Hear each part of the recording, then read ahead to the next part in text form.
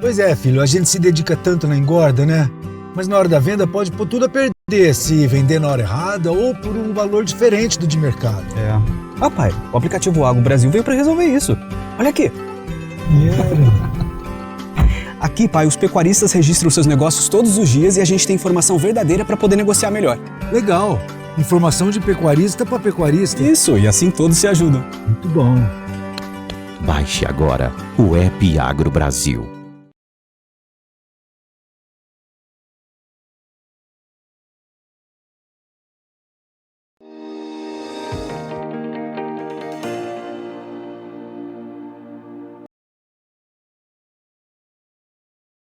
Olá, você que nos acompanha aqui pelo Notícias Agrícolas. Eu sou Letícia Guimarães e a gente começa agora mais um boletim para falar sobre o mercado de boi. E quem está aqui então para trazer para a gente as informações dessa última semana do mês de julho, o que a gente pode esperar então para essa finalização de mês e para o começo de agosto, é o Gustavo Figueiredo, que é sócio da Radar Investimentos. Seja muito bem-vindo, Gustavo. Eu que agradeço, Letícia.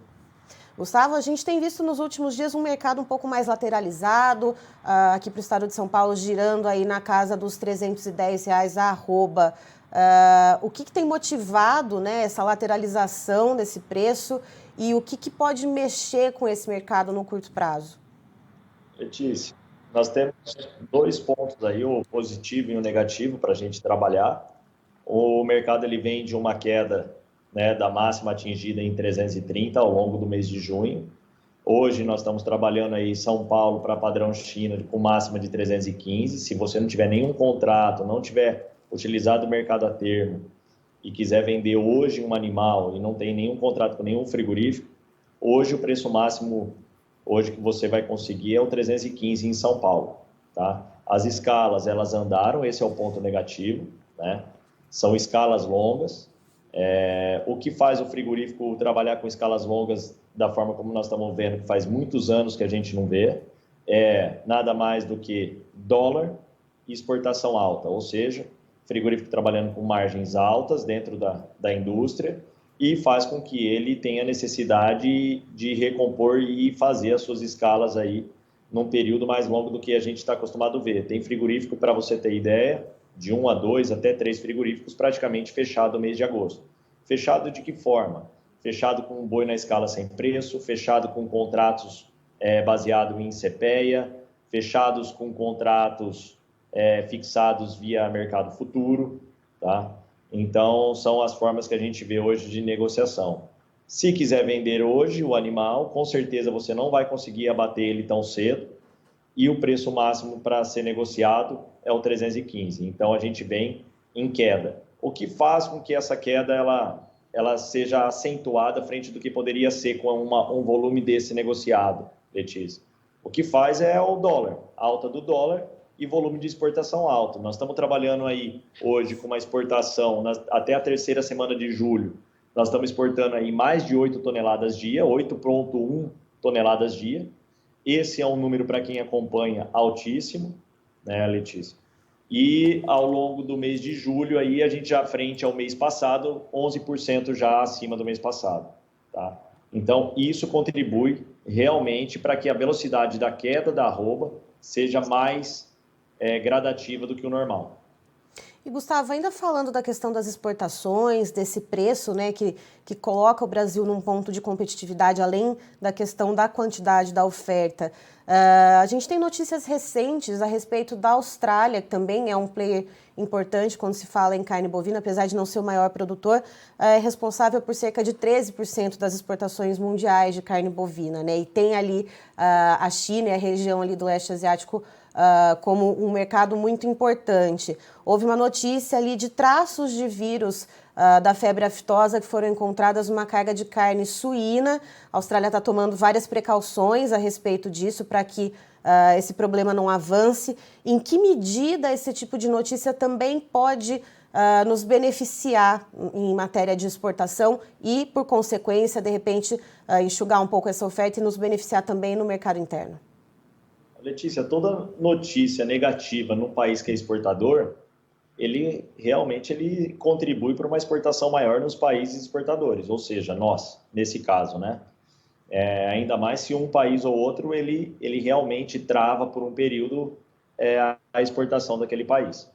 No momento, eu não vi nenhum dados falando sobre que a exportação foi bloqueada totalmente, né? Ainda há um burburinho, mas mesmo assim, se isso vier a ocorrer, ela é positiva para o Brasil e não negativa. E o segundo ponto que é positivo para o Brasil e que a gente leva aí para uma exportação aí com volume maior ainda é que o Brasil, ele tem, além de volume, nós temos preço. Se a gente analisar o dólar hoje, nesse momento, 5,36 para uma arroba de 315, nós temos uma arroba dolarizada entre 58 e 59 dólares. Isso aí nos torna aí o menor preço aí praticamente no mundo para a questão de commodity carne. Isso aí nos coloca aí como o grande player do mercado, com preço e com volume. Certo, realmente, Gustavo, ainda não tem nenhuma sinalização de embargo ou de suspensão temporária, né, as carnes importadas que saem da Austrália nesse momento. Mas por falar nisso, a gente tem observado o andamento do desenrolar da questão da planta de Mozarlândia, em Goiás, né, Gustavo? Que você até citou antes da gente entrar ao vivo. O que se espera disso? Qual que é a capacidade dessa planta frigorífica de atendimento ao mercado externo e o que isso também pode representar para a gente em questão de mexer nesse mercado que está aí meio em queda, meio andando de lado? Como eu coloquei aqui, Letícia, o que segura a queda do valor da arroba é a exportação. Então, e como a margem dos frigoríficos estão altas, né, eles estão colocando bastante animal padrão exportação para dentro, porque a margem é alta e já com vários negócios aí vislumbrando o futuro e já negociado antecipadamente, faz com que eles possam aí colocar o animal na escala com o menor risco. Logicamente, aí analisando sobre exportação, se a exportação está alta, a liberação da planta de Mozarlândia é uma planta muito importante para o estado de Goiás, Letícia, porque é a maior planta dentro do JBS dentro do estado, né? Então, é um abate lá de 2.000 cabeças dia. 2.000 cabeças dias, logicamente, o animal que seria abatido China, trazendo ele de Goiás para São Paulo, esse animal com certeza ficaria dentro do próprio estado. E aí reduziria a pressão negativa sobre o estado de São Paulo, né? Então, logicamente, com uma liberação da China para essa planta de Mozarlândia, ela seria muito bem-vinda agora nesse momento para estabilizar ainda mais e a gente analisar como 315 no estado de São Paulo como o preço piso para os próximos dias. Hoje a gente não pode afirmar que o 315 vai ser o preço piso para os próximos dias com o cenário atual, mesmo com um dólar alto, mesmo com uma exportação alta aí de 8 toneladas dia de média para o mês de julho, mas as escalas longas geram a pressão ainda no valor da arroba. O outro ponto positivo que teria aí para uma estabilização dos preços atuais e parar de cair é que nós temos, além dessa exportação que vem boa, a questão da volta às aulas, que dá uma segurada também na queda dos valores do preço da carne no mercado interno, Letícia. Isso aí também sempre ajudou aí e contribuiu positivamente para a arroba. E, Gustavo, tem algum outro ponto aqui para o mercado interno, além da volta às aulas? A gente tem o Dia dos Pais também, que é uma comemoração, apesar de pontual, que pode dar ali uma puxadinha, mas tem algum outro fundamento que seja aí de mais peso e que possa ajudar aqui no mercado interno a aquecer um pouco essa demanda e melhorar um pouco esses preços aqui para dentro? Outro ponto, Letícia, aí analisando já um pouco, não só agosto, mas como o segundo semestre, é a questão de eleição, né? Eleição sempre há aí uma circulação de dinheiro maior e as PECs aí aprovadas ultimamente pelo governo para ajudar nessa questão aí de combustível nesse momento e ajuda aí para as famílias mais carentes, né, Letícia? Aumentando aí a contribuição mensal. Isso aí também ajuda aí para uma demanda maior do que a gente tem no atual momento. Certo. Gustavo, muito obrigada pelas informações. Eu agradeço muito a sua participação e, claro, você é sempre muito bem-vindo aqui no Notícias Agrícolas. Eu agradeço sempre o convite, Letícia. Um abraço, uma boa tarde a todos. Estivemos aqui, portanto, com o Gustavo Figueiredo, que é sócio da Radar Investimentos, nos trazendo, então, as informações a respeito do mercado do boi. Ontem a gente teve, na segunda-feira, as informações liberadas pela Secretaria de Comércio Exterior do Governo Federal, a SECEX, a respeito das exportações. Exportações de carne bovina seguem indo muito bem e, de acordo com o Gustavo Figueiredo, as exportações e o dólar que tornam, então, a carne bovina aqui do Brasil mais competitiva no mercado externo é o que tem segurado quedas mais intensas para a arroba bovina aqui no Brasil.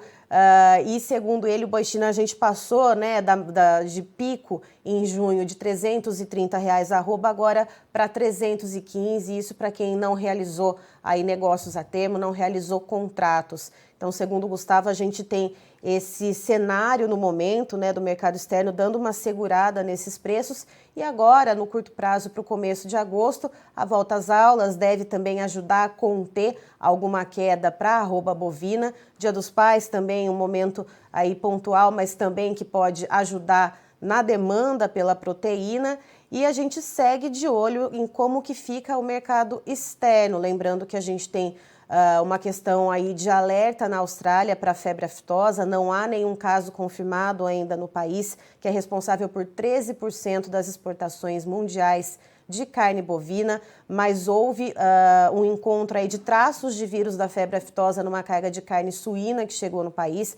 Isso sim desperta um alerta, principalmente porque um dos países que a Austrália exporta bastante também é a China. Então, o mercado também segue de olho nisso, apesar de não ter nenhum embargo por enquanto. E por falar em embargo, também o mercado continua de olho na possível liberação da planta de Mozarlândia, em Goiás, uma planta processadora de carne bovina que tem a capacidade aí de abate de 2.000 cabeças bovinas dia. Então, isso também tiraria um pouco de pressão aqui para o estado de São Paulo, já que parte dos animais ficaria, então, no estado de Goiás, mas não existe ainda data definida para essa planta ser liberada, então, por parte da China. Vamos aos preços, então. Christian, na tela, por gentileza.